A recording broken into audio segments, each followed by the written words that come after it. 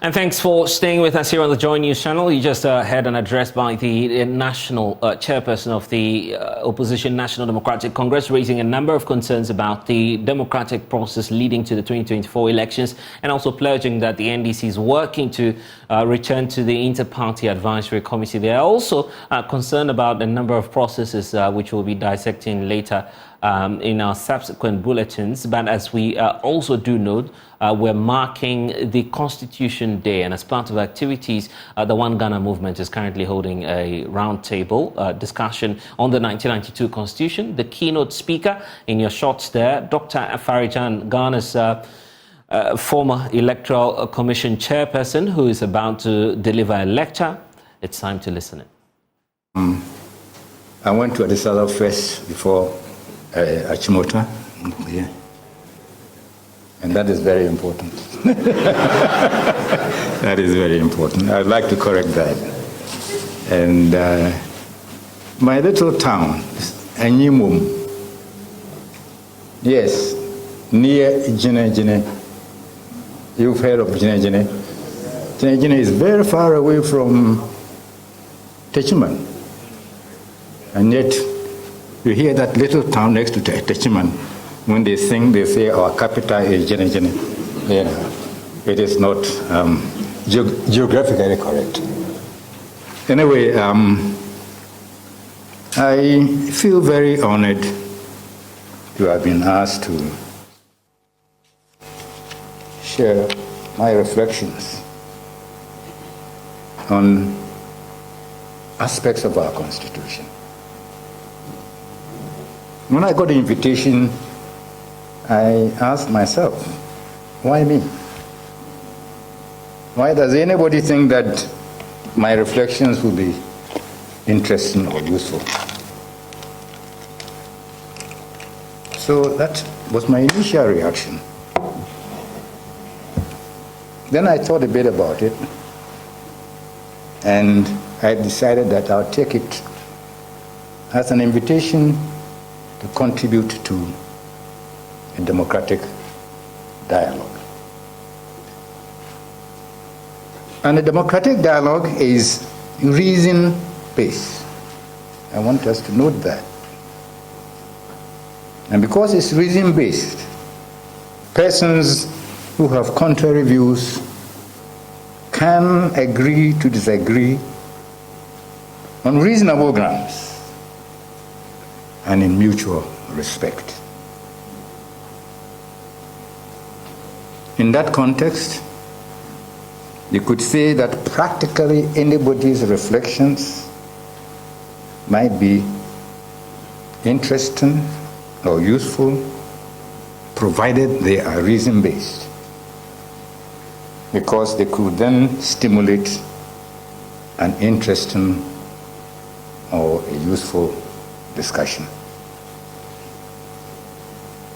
So, moderator, it is quite a long time now since Ghana adopted democracy as the benchmark for running its affairs as a nation. If we take the time we became an independent country at the beginning, we have been on the road to democracy for over 60 years now, albeit punctuated by considerable periods of military rule.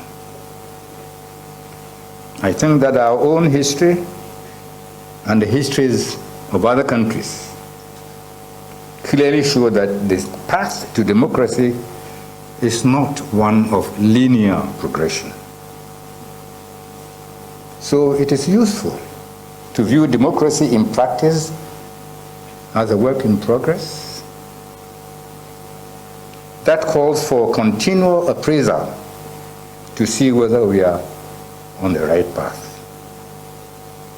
Against that backdrop, my reflections on our democracy are limited in two ways to the three specified aspects, namely the Constitution, elections, and the judiciary, and to our endeavors in the Fourth Republic only.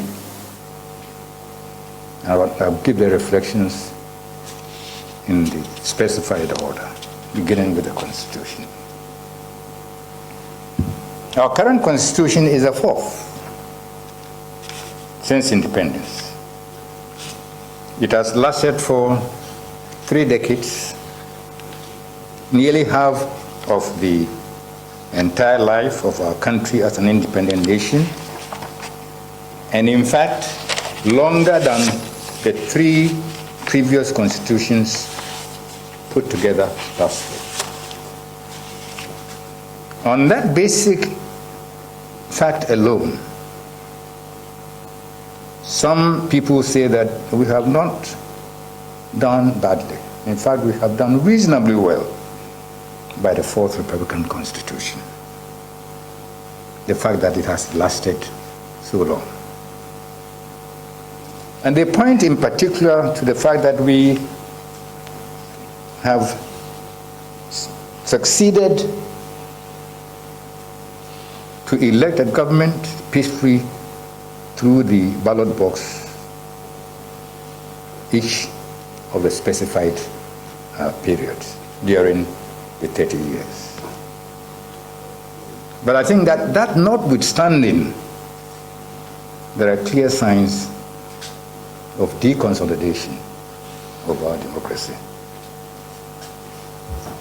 Over the years, we have become poorer as a nation and as a people, due mainly to pervasive corruption, particularly in the public sector, in public life.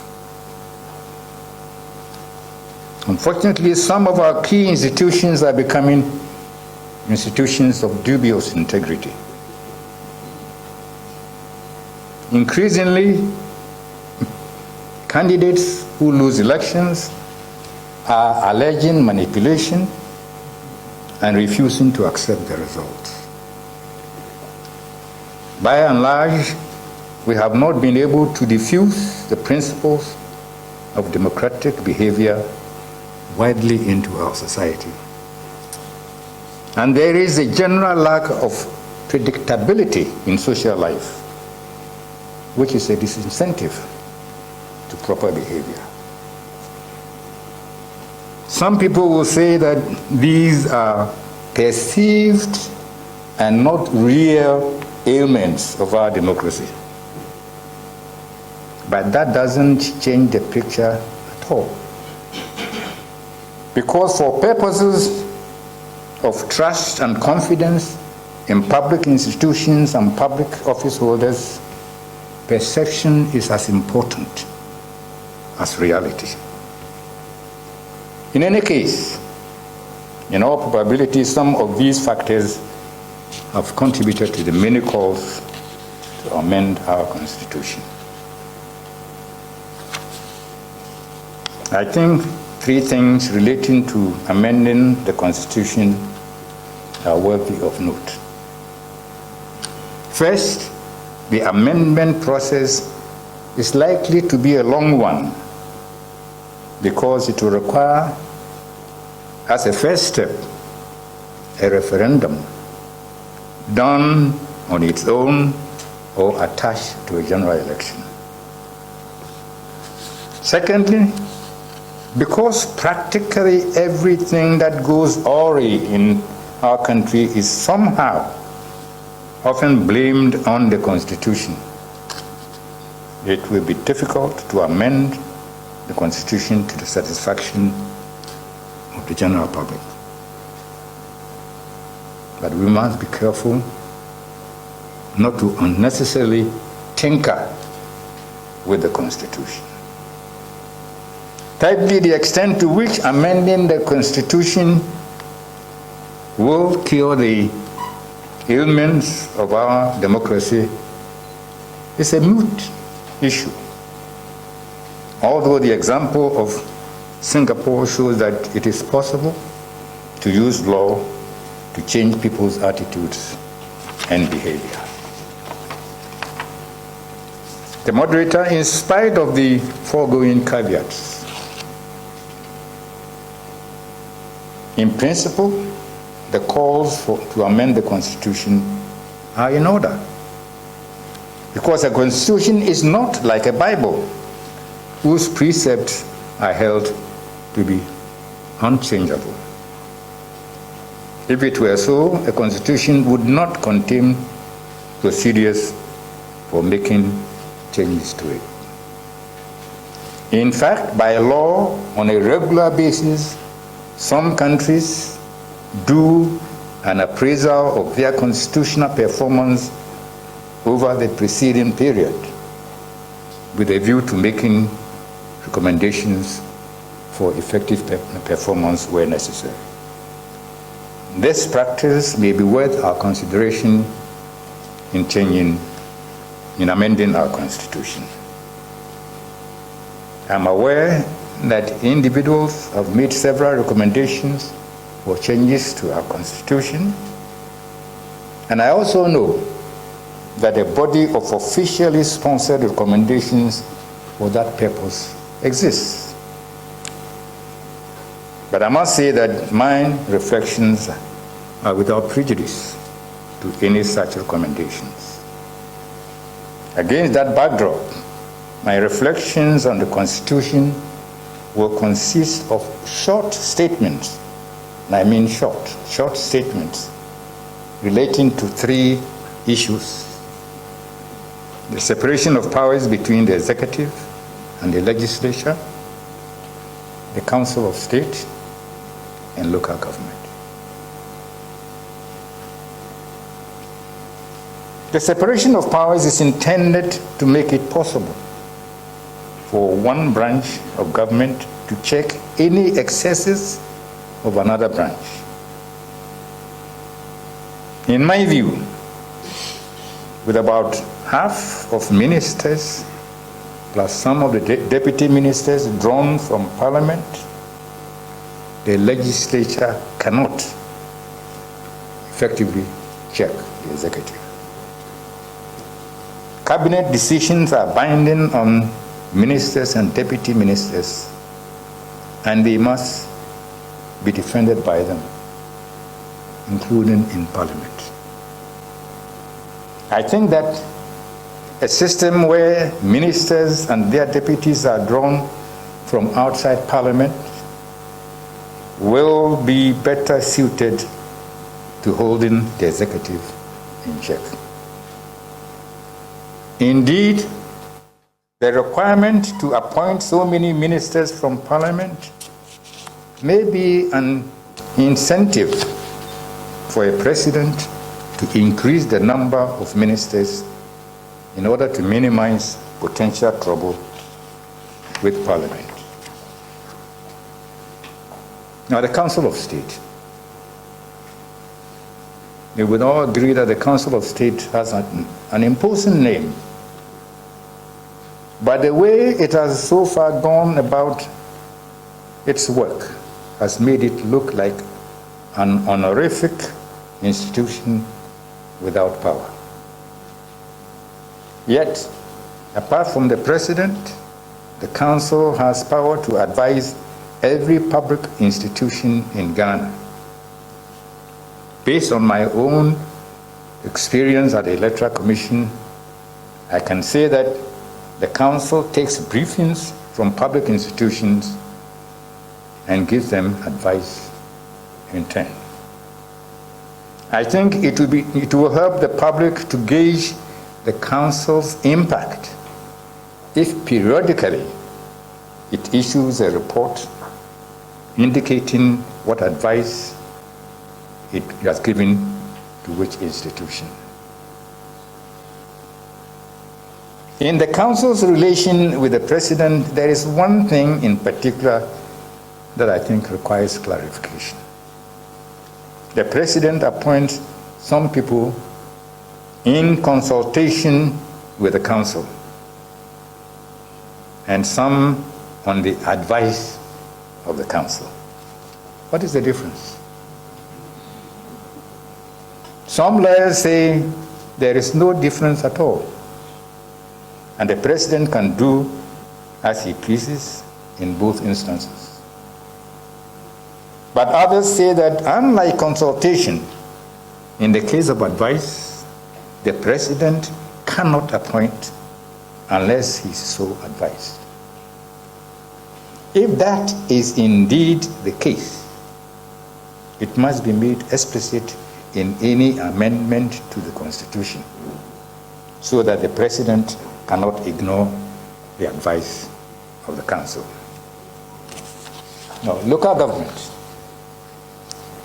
I strongly believe that we cannot achieve any appreciable level of development in this country without fundamental reforms in our local government system.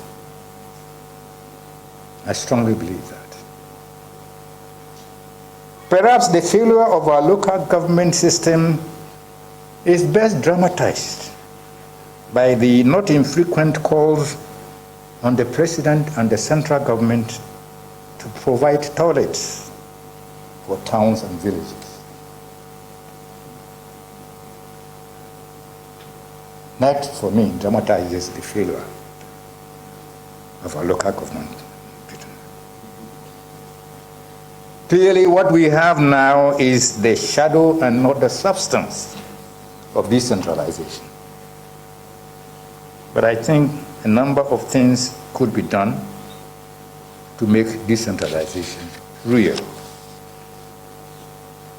One, we must abandon the earlier idea of gradual devolution of powers, go back to the drawing board, and give the assemblies, district, municipal, and metropolitan real and adequate powers and resources to decide and do things on their own. Two, I share the view that the district, municipal, and metropolitan chief executives must be elected to promote their accountability to the local people.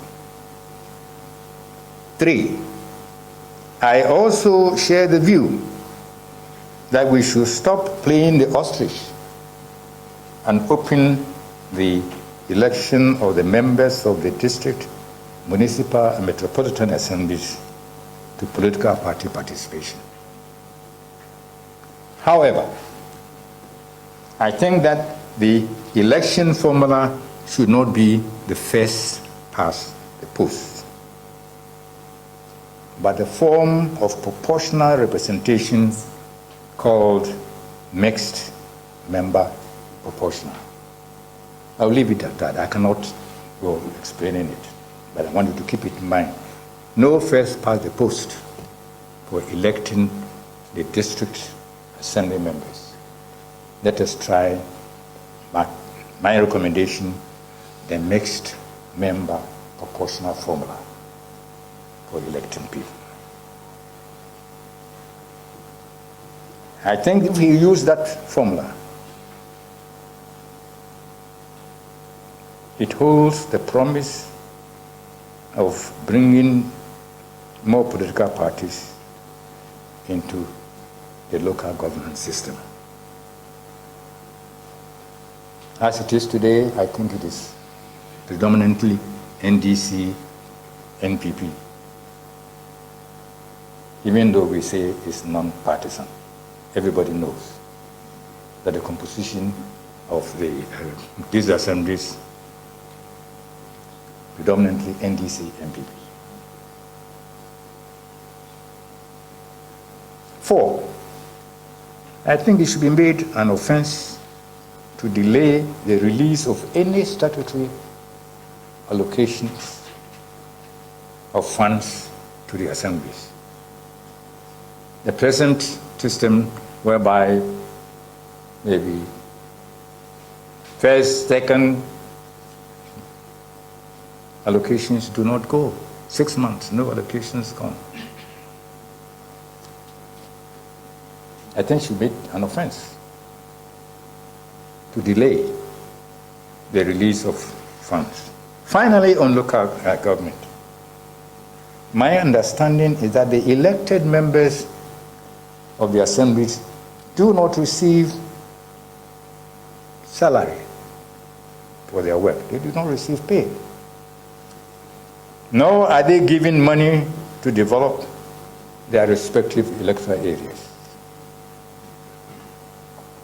If this is correct, what is the justification for members of parliament receiving money from the District Assembly's Common Fund? I think it is a discriminatory practice and must discontinue, particularly as it appears not to have any legal basis at all. I've asked many people, is there any legal basis for them receiving the money? And nobody seems to know. Maybe the journalists here, you can take the matter up and find out whether there is, in some way, legal basis for the MPs receiving money from the Common Fund. If not, it is not good for our members of parliament to live with an illegality. That is all that I want to say about the constitutional issues. I want now to move on to the elections. The kind of democracy that Ghana opted for is one where the citizens choose their political leaders through free and fair elections. It is true that there is much more to democracy than free and fair elections. But there can be no doubt at all that free and fair elections are not only the proper gateway to legitimate leadership, but they are also essential for good governance and democratic consolidation. Obviously, that makes the Electoral Commission a key institution in our democracy.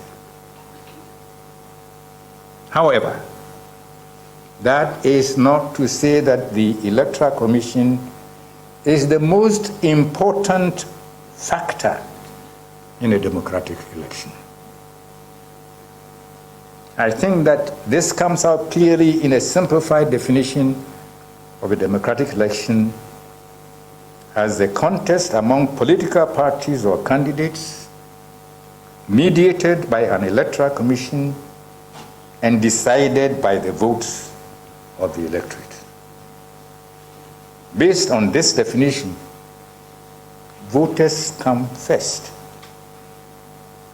followed by political parties and candidates, and then the electoral commission in a ranking order of importance of the three main actors in a democratic election. I think the justification for this ranking is rather straightforward. There can be no election at all if there are no candidates. And an election cannot be said to be democratic if there are no voters to decide the winner. For this reason, the primacy of the voter and the attendant sanctity of the duly cast vote are regarded as central pillars of the principles of electoral justice. The ranking also underscores the need for political parties to be closely involved in the electoral process. In this regard, I think that the Electoral Commission must view the Inter-Party Advisory Committee, IPAC, as a convenient forum for discussing changes to our electoral practices, irrespective of whether the intended change originates from the Commission or the parties. The reason is that it is not good practice to foist changes in electoral practices on important stakeholders like political parties. It is prudent to discuss any intended changes thoroughly at IPAC meetings with a view to achieving consensus. If consensus is achieved, the IPAC then becomes a convenient vehicle for disseminating the changes to the electorate. Let me say that during discussions at the IPAC, the Electoral Commission is not bound to accept the position even if it is supported by all the political parties. It's not a voting matter. How many parties do we have? On the books, maybe about 19. How many commissioners are there? Assuming that all of them go to 7. If all of them, then it will be 19 to 7. No, it is not that kind of matter. And the reason why they are not bound to accept some decision, even if all the political parties support it, is that the political parties can take a stand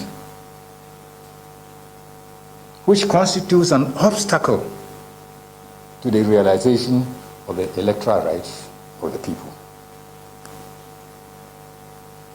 When that happens, it is the duty of the Electoral Commission to uphold and protect the rights and interests of the people.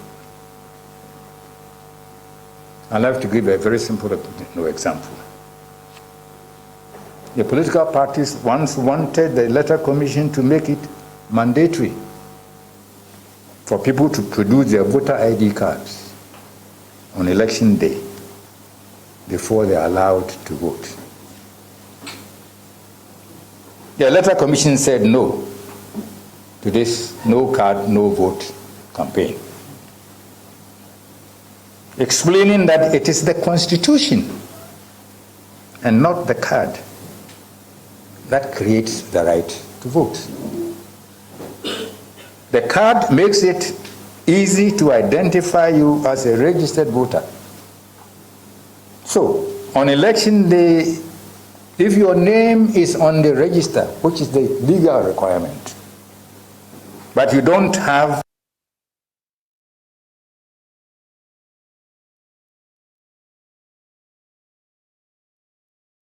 achieve free and fair.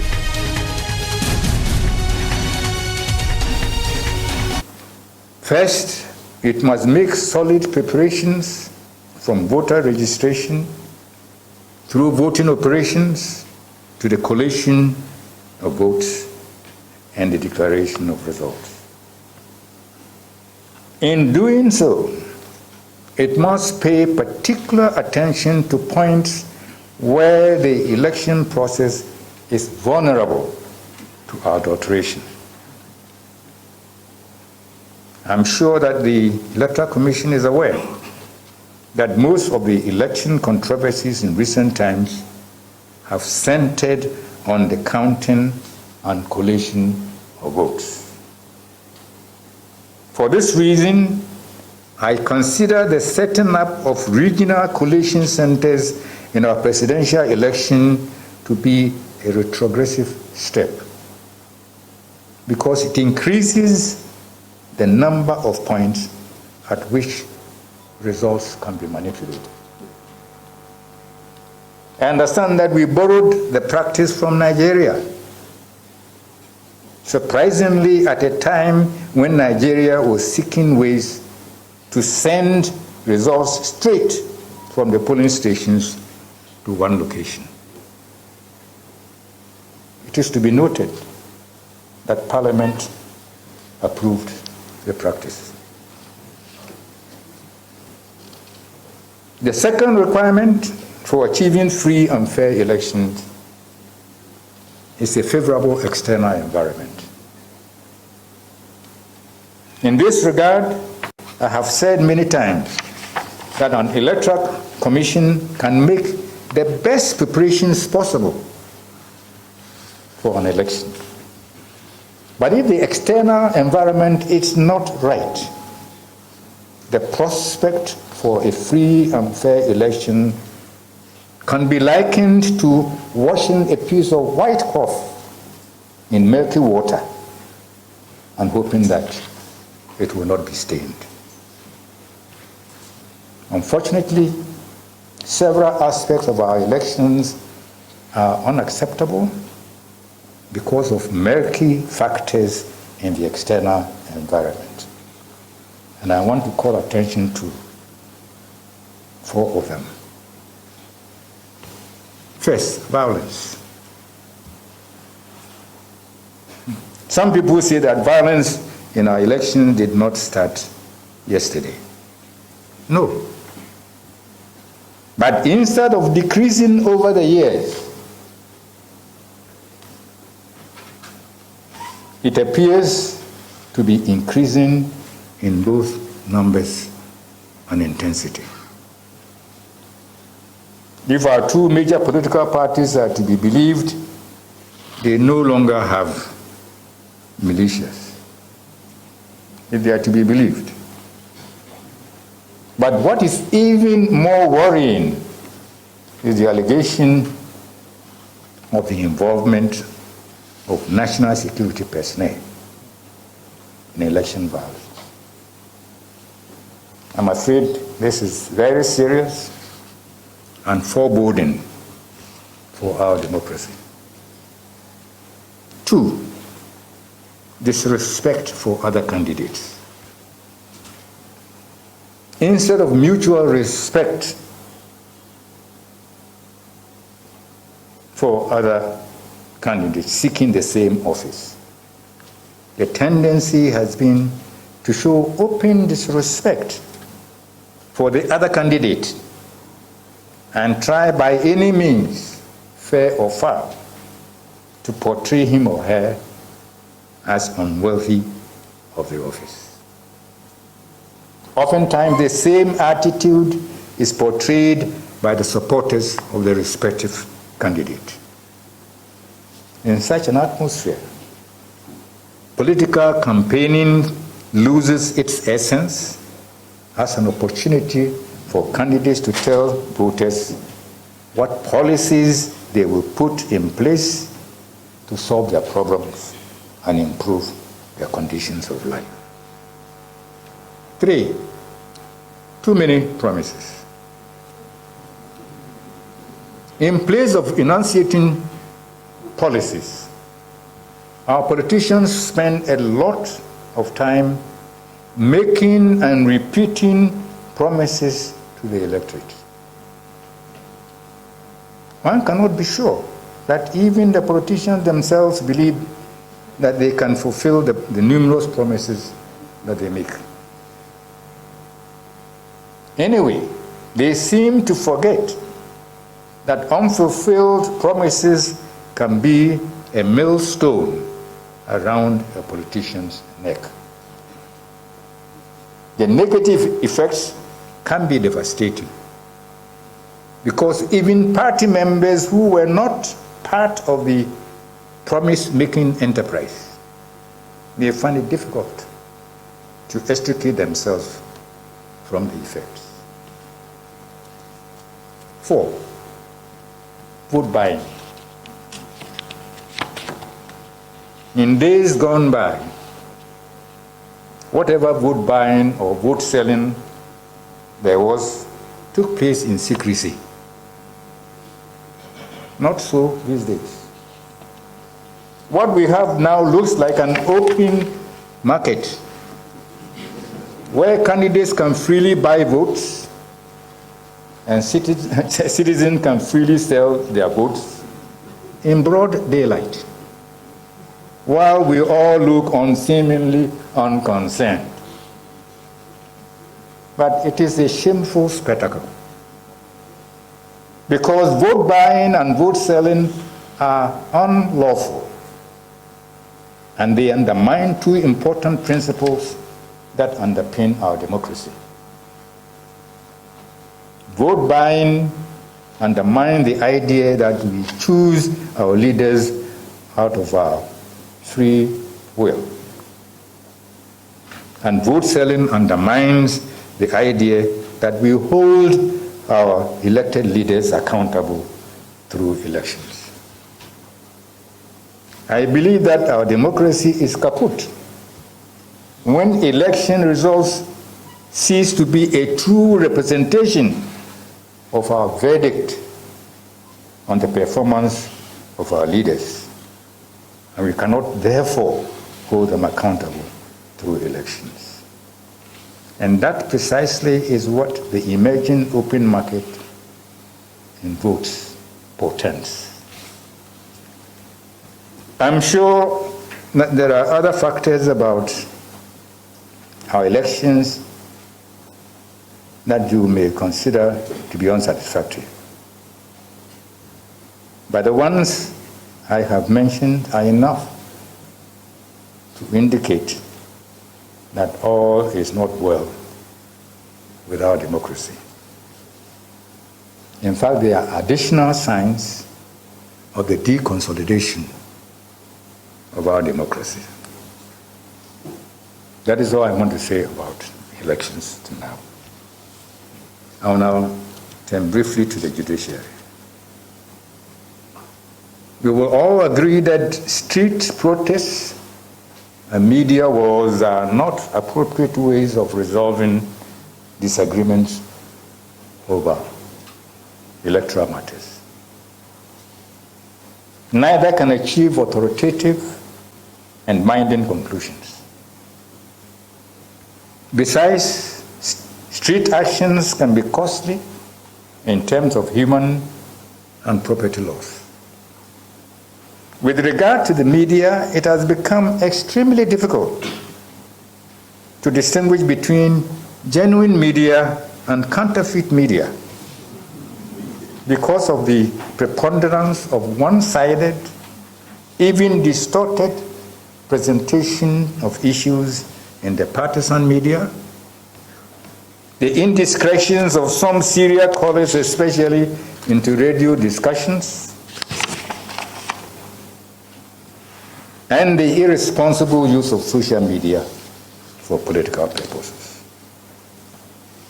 Nor do we know the impact that artificial intelligence will make on elections in view of its ability to create voices and visual images that are virtually indistinguishable from the real ones. Add to this the fact that election-related matters cannot be an exception to the rule of law, and you can readily see why the judiciary is an integral part of our electoral system.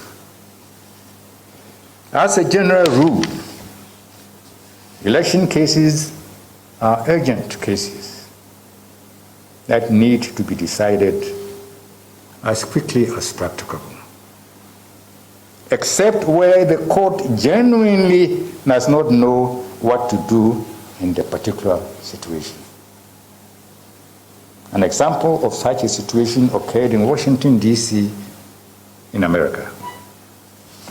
A candidate was officially sworn into office as a winner in the city council election when all the overseas votes had not been counted. Later, after collating the overseas votes, a different candidate emerged as the actual winner.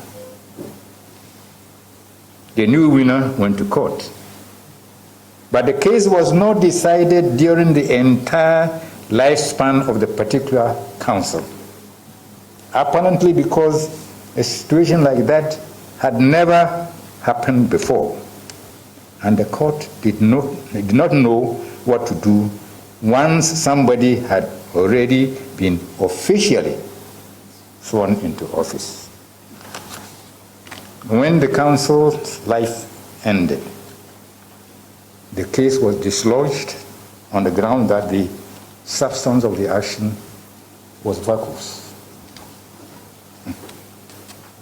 As far as I know, allegations of corrupt judges taking money to decide election cases have been rare in Ghana. However, in recent times, concerns have been expressed about the judicial function in elections. These concerns are encapsulated in two interrelated concepts: the judicialization of elections and the politicization of the judiciary. Judicialization of elections refers to the increasing trend of resorting to the judiciary to settle electoral controversies of all kinds. Politicization of the judiciary refers to appointing judges in the hope that they will give judgments that are favorable to a particular political party or cause if the need arises. As to which one comes first, it is like the chicken and egg question. It depends on which chicken or egg one is talking about. Is it the chicken that laid the egg or the egg that hatched into the baby chick? So the sequence may differ from one country to another. What we can say for sure is that judicialization begets politicization, and politicization begets judicialization. And the end result is the same. Judges are embedded in the judiciary in anticipation of decisions favorable to a particular political party or cause. I do not know the extent to which judges are so embedded in our judicial system. I don't. But I find it noteworthy that even before the Supreme Court began hearing the 2012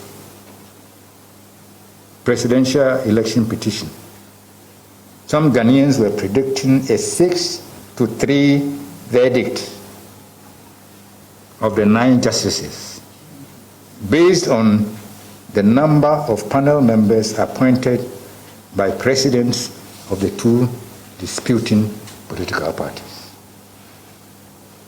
The prediction did not come true, but it indicates that there was a perception that the decisions of our judges might be influenced by political considerations. Be that as it may, political influence aside, judges may give unsound decisions in election cases for 2 other reasons. The first reason is insufficient knowledge of elections. Judges are not necessarily experts in elections, and they may sometimes give judgments in election cases without realizing the full implications for the entire electoral process. This is often seen in injunctions and consequential orders. For example, a judge once placed an injunction on holding the district level elections when some candidates went to his court complaining that there had been no voter education at all in their areas.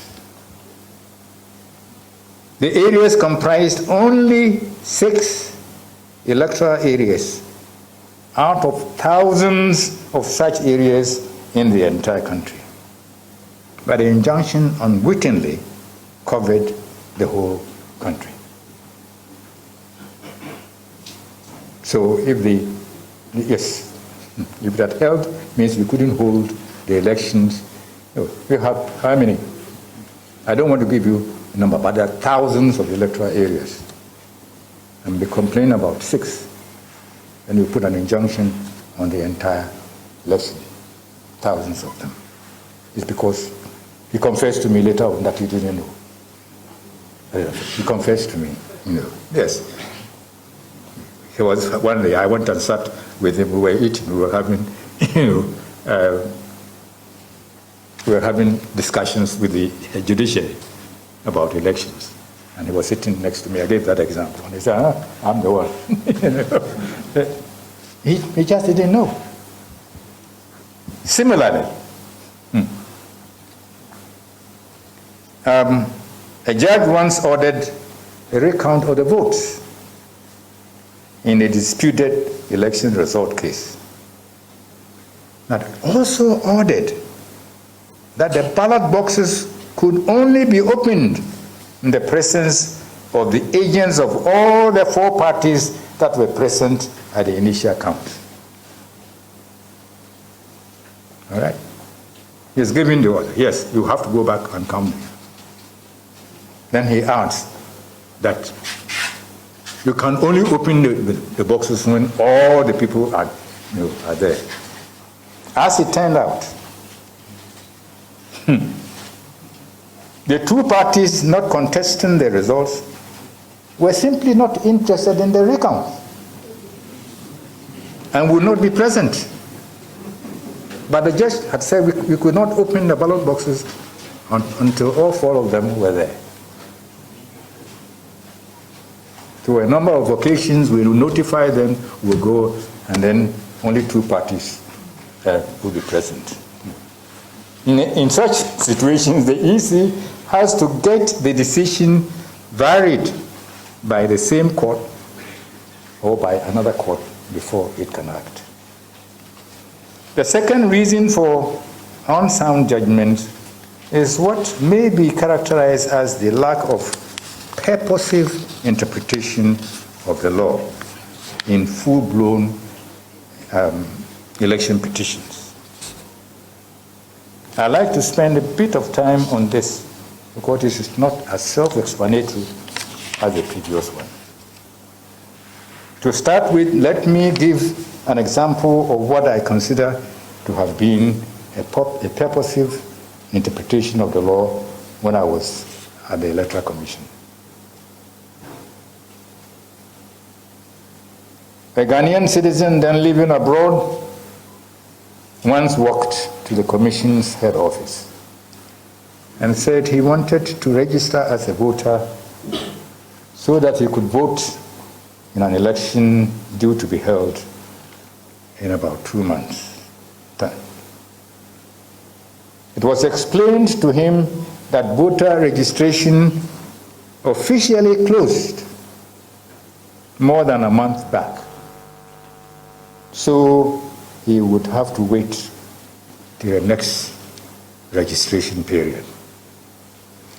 Not satisfied, he took the commission to court, and the court ruled that under our Constitution, the right to register to vote is a fundamental right, and it is not within the remit of the Electoral Commission to decide when citizens will enjoy their fundamental rights.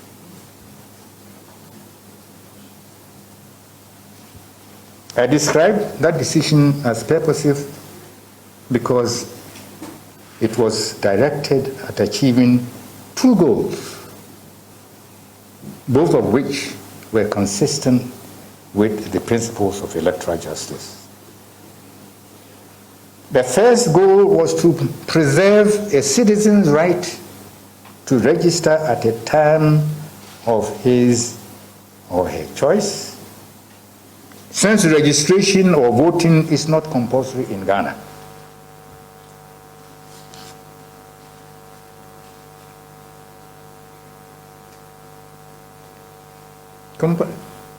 Registration is not compulsory. Voting is not compulsory. So the citizen maybe initially didn't see the reason why he vote. All of a sudden, he said, hey, now maybe he should be able to register. This is what the judge will settle us. So it was to preserve that right of the citizen. It is important to note that in principle the decision imposed on the Electoral Commission is many years back. A duty beyond the traditional conception of continuous registration to voter registration every working day. That's what it meant. The citizen had the right to be registered every working day. That's what the judge was saying. So continuous registration did not begin yesterday. That decision imposed on us. The traditional conception of the continuous registration is that you register this time, you keep the names, you register next time, you add them to the old one. You register next time, you add them, you pile on. But they don't have to be done every working day. You can do them at set periods and put them together. And that was a traditional conception. This decision imposed on the Commission that every working day, if a citizen comes, must be registered. Of course, at that time, in deference to the court, we registered the person, but we kept our mouths shut because we did not have the wherewithal to implement the decision, on a full scale. If people had known that we had registered that person, maybe the following day, the people would come, and people will be coming until a day before election day. Right? So we registered the person, but we kept. I think 2 other people came, and we registered them quietly. Quietly, yes. Anyway, in essence, the second goal of the decision was to tell the Commission to establish a cut-off point of voter registration if continuous registration would cause problems for its work. A cut-off point means that you can place your name in the voter registration database after the cut-off point. But in order not to disrupt the preparations of the Electoral Commission, you cannot vote in the impending election. You can only vote in subsequent elections. The EC thereafter established a voter registration cutoff point by law. At that time, we had not established a cutoff point by law. But once we've established a cutoff point by law, now, if you came and you said you wanted to register and you came after we had cut off, then we will add your name to the database, but you cannot vote in the independent election. I understand that the Commission now has the capacity to do every working day registration of voters in its district offices.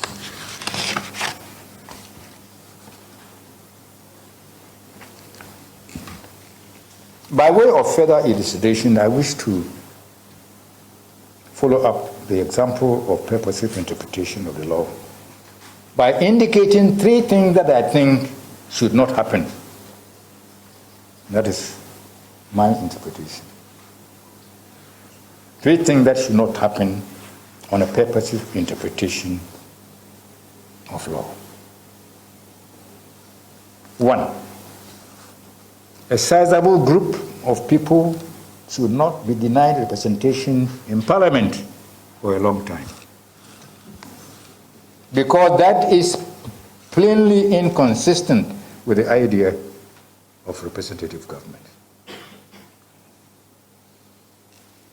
2, an election case should not be dismissed forthwith on a technicality like, oh, the case was not filed in time, or the lawyer brought a writ instead of a petition. For all you know, the candidate and the voters may not know the filing deadline, let alone the difference between a writ and a petition. And yet, they are the ones who get punished. I think that it would be more appropriate in such a situation to find the lawyer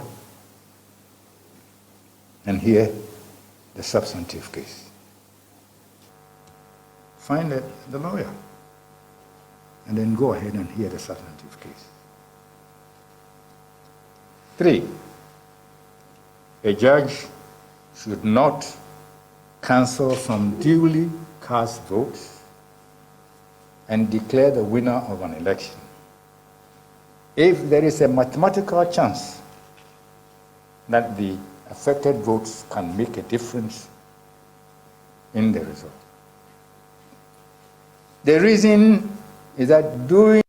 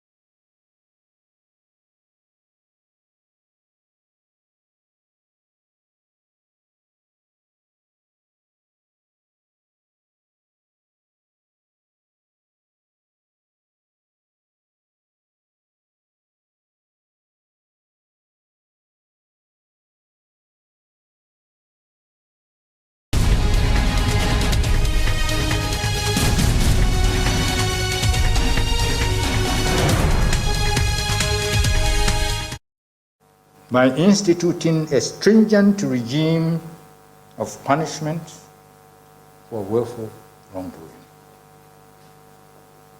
All categories of election workers must be familiarized with the applicable regime of sanctions during their training, and any infractions must be seen to be punished.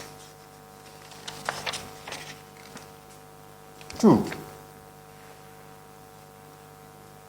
it appears that some candidates rush to court with election petitions alleging manipulation of results, primarily to placate their financiers and supporters so that they will be given another chance to be a candidate the next time. The rush can cause undeserved injury to the reputation of the Electoral Commission and unnecessary inundation of the courts. As we speak, there are well over 1,000 election petitions before the courts in Nigeria following the 2023 elections. Yes, well over 1,000 election petitions. Some of them will not be concluded before the next election is held.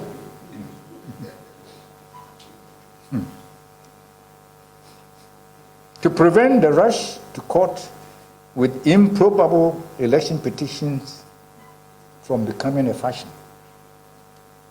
I suggest that election petitions that do not succeed should attract punitive sanctions.